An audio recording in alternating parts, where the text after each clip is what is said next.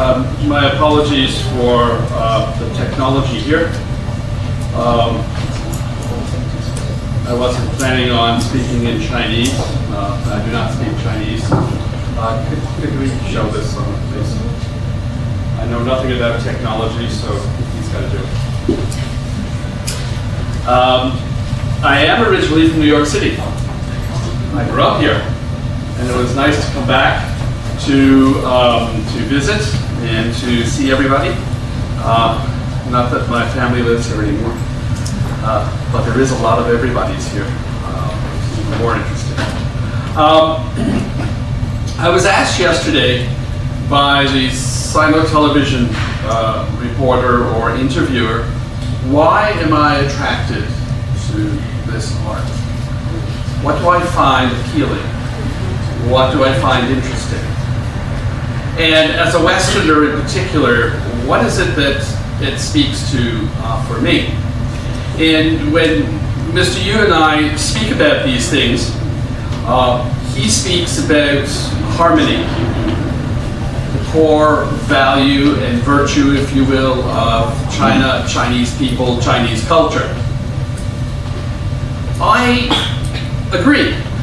Who am I to say what he says is true or not true? I am not about to question it. However, being a Westerner and having a different way of organizing my logic, I ask myself the question, so what is harmony? What is not harmony? Harmony is not necessarily what we say in Greek stasis. It's not a state of rest. Harmony is balancing, the coming together of the yin and yang, of positive and negative forces, or as Hegel would say, the dialectic between one and the other. And so this is how I understand harmony. Harmony takes work. You have to earn it. We have to work towards it. We have to achieve it. And we have to constantly work at it. We never come to rest. So any of us here who've never studied Western philosophy, I've just given you a history of Western philosophy from German thinking of the 19th century to now. So there. So you can take that to your faculties and say, hey, look what I learned today. But it is about dialectic. And what that actually says to me is that it's about energy. Hence, my understanding of Professor Chai's mental imagery painting really is encapsulated in these phrases. It's about an explosion of energy and color. Sometimes it's chaotic, sometimes it's harmonious, but harmony is always at work, never just at relaxed pace. And when I think about Professor Chai's personal life, his own history, right, his current medical condition, his tremors, Parkinson's, even his age. He's not that much older than I am. I know. Never mind. Let's not look at it. What I think about and what I feel is the amount of energy that he needs to focus on his art and his life. To this day, he still produces. He still paints. He still produces art. And when I think about the energy he would need, physical, psychological, emotional, mental, in order to control, if there is such a thing, even for a moment, the tremors in his hands, in order to achieve some of the things that we see on paper, something like that. To me, it expresses energy. And that's my understanding of harmony. It's also the harmony that I encounter I meet in his work the energy it takes for him to produce it. This is what I was talking about with the Sino-television people. This is what I see, but even more than that, it's what I experience. Because art is not just to be seen, it's to be experienced. And I remember saying to the interviewer yesterday, I fall into Professor Chai's art. I don't just look at it. His art, and I'm going to use a word that I don't use very often, but it fills me with awe, A-W-E. And I'll give you some ideas of what I mean. I mean, how awesome is that? Now, unfortunately, we're only seeing a picture of a picture of a painting. If you were to see the original, you will see something that is truly luminescent. Why? It's also part of his technique. Professor Chai uses Nietzschean paper. Nietzschean paper has gold or some kind of metal facing. It's also faced with a glue or a resin. It's not easy to work with, I am told. But what I enjoy about this is the luminescence that occurs just because of the paper, as well as because of what he does with the paper. What I also find fascinating as I go along is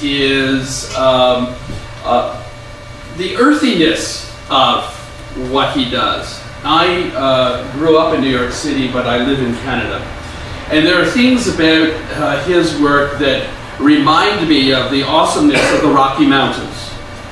Now, if you've never been to the Rocky Mountains, my suggestion is go to the Rocky Mountains. And not just because I'm promoting tourism in Canada. It's because they are awesome. And they're called Rocky for a reason. They're all made of rock. It's the eruption of ancient volcanoes that creates height and stone and then forms them into things that are absolutely magical and dangerous at the same time. This one is one of my favorites. It's also one of the bigger ones that Professor Chai has created. And the first video that we saw, unfortunately the second video we haven't seen, actually allows us to see a lot of the energy in this because it kept moving from painting to painting, picture to picture, in and out. This one in particular ripples. This reminds me, again, the Rocky Mountains, and I apologize for being so Canadian about this. This reminds me of walking in the woods, a dense forest, and the light coming down through the canopy. And the crevices, the trail, there is no trail. There is no line. You walk as you can through the bush and the trees. And the light that lights your way will depend on where the sun is and how it comes through the canopy.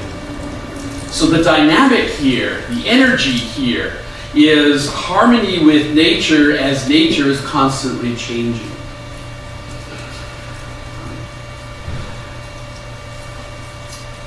We were in a MoMA yesterday, one of my favorite galleries, despite the fact it's like a zoo. It's a total crazy place with all kinds of people running all over the place. And one of the things I could not do yesterday was find the Jackson Pollocks, which is too bad because he's one of my favorites. He happens to be one of Professor Chai's favorite artists.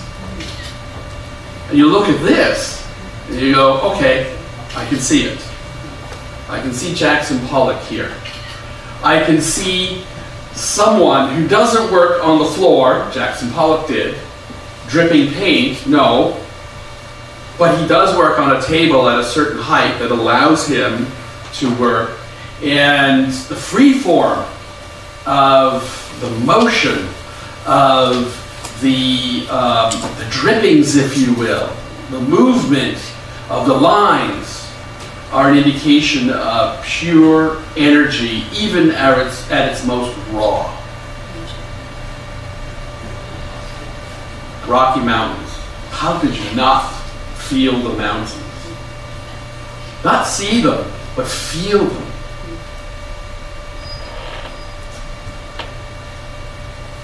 Again, a lot of action in here. What's fascinating about this, and a few others, and I didn't point it out, is you notice there are tiny little flecks of pastel. There are a few of them that have pastel. This is a pastel-y blue. There's a bit of pastel in here, a lot in here. There's more in some of the other ones. And this in itself says a lot to me. And again, Mr. Yu has taught me about this. One of the great influences, not influences, I won't say it's an influence, because Jackson Pollock did not influence Professor Chai. He admired Professor Chai. That's a difference. But one of the movements in Western art that Professor Chai really fell in love with is Impressionism, Post-Impressionism. The play of art, the artist capturing light in the painting or the picture or the modality.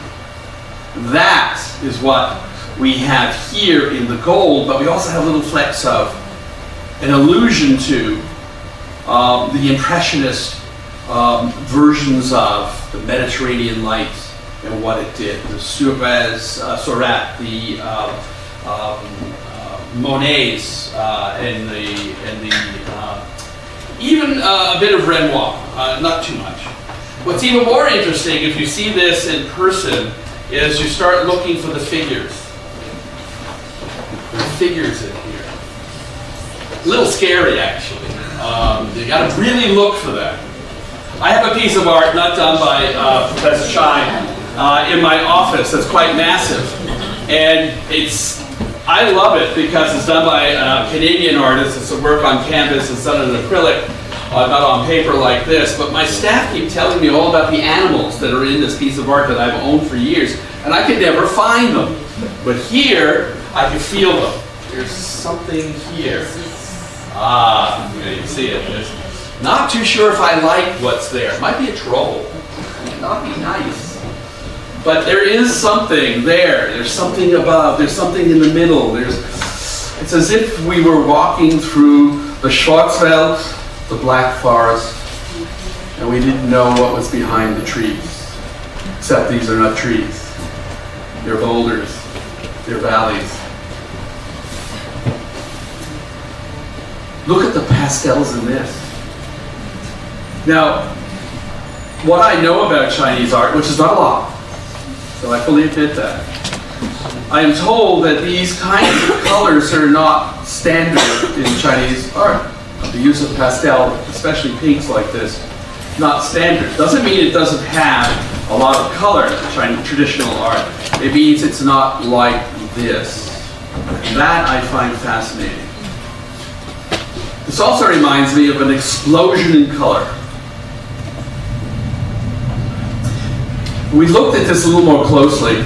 We had to ask ourselves, okay, how did he do this? We're not sure. When I meet him, I have not met him yet. I will ask him. We suspect he wrinkled the paper. All right? That's where he got his lines from. So he made the paper into a Jackson Pollock and then painted over. Which I find fascinating. Absolutely fascinating. Wow. I mean, can I even say anything about this? No, I can't. Without sounding silly. Something to be seen. Something to be experienced.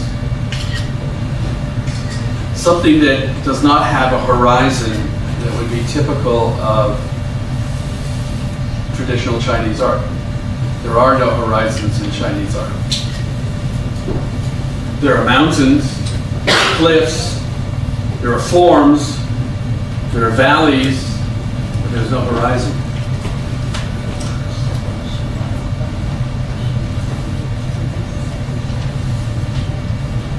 A waterfall on a spring day in the mountains. Now that's my version. I have no idea what Professor Chai calls this.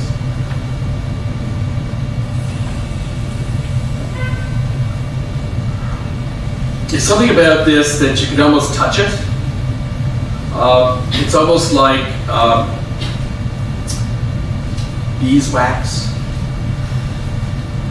has been shaped. There's a tactile dimension to this.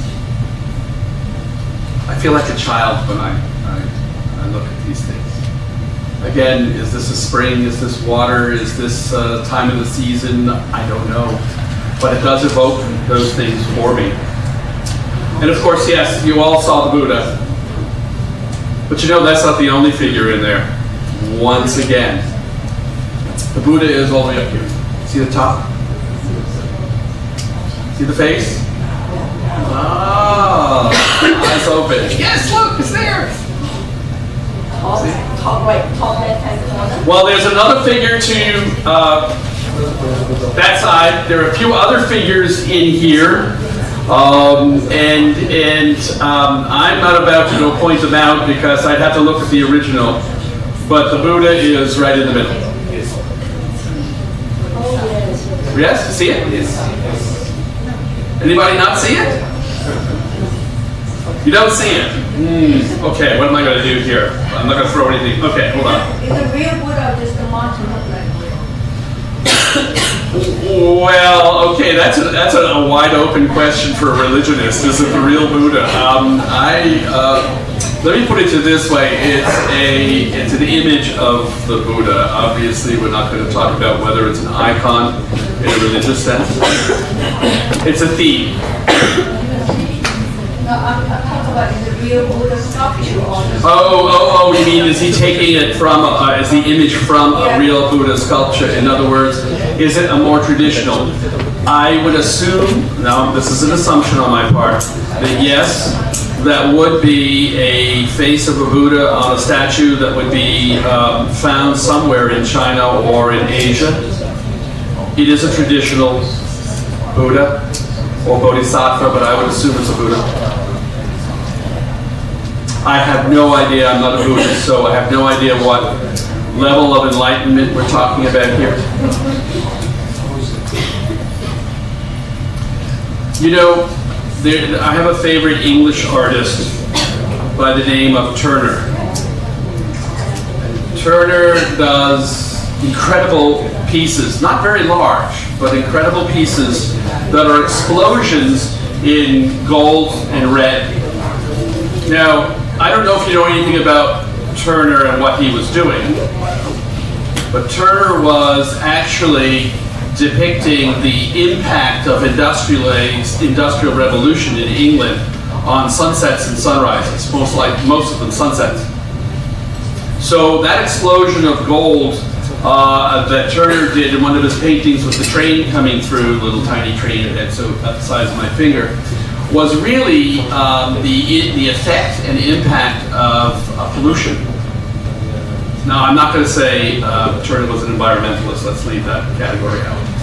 But what I like about this is this explosion of energy in the gold and the red and the other colors, even to the point where I could almost see something tiny in the landscape, if indeed that's a landscape.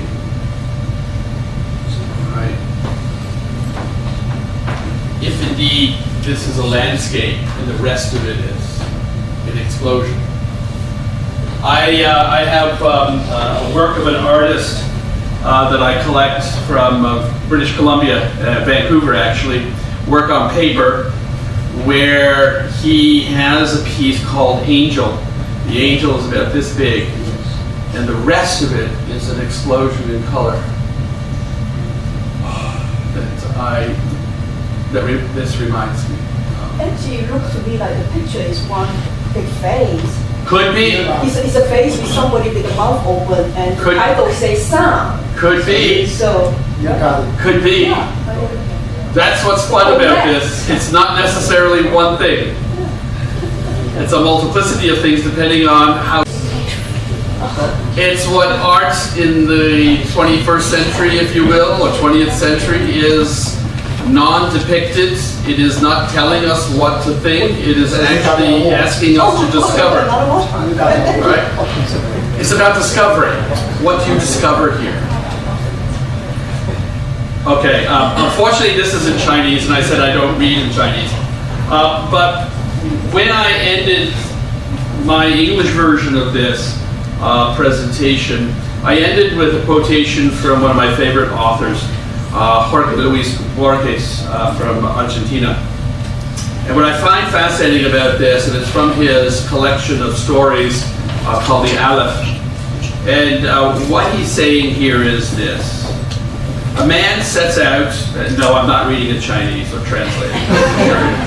I am not, no, I wouldn't even go down there. A man sets out to draw the world.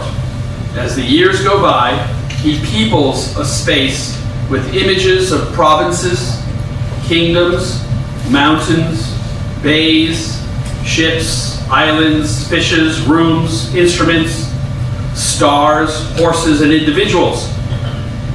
A short time before he dies, he discovers that the patient labyrinth of lines traces the lineaments of his own face. So what we see in Professor Chai's work is him, but we also see ourselves. And that's why I like Professor Chai's work. I won't go on. Thank you.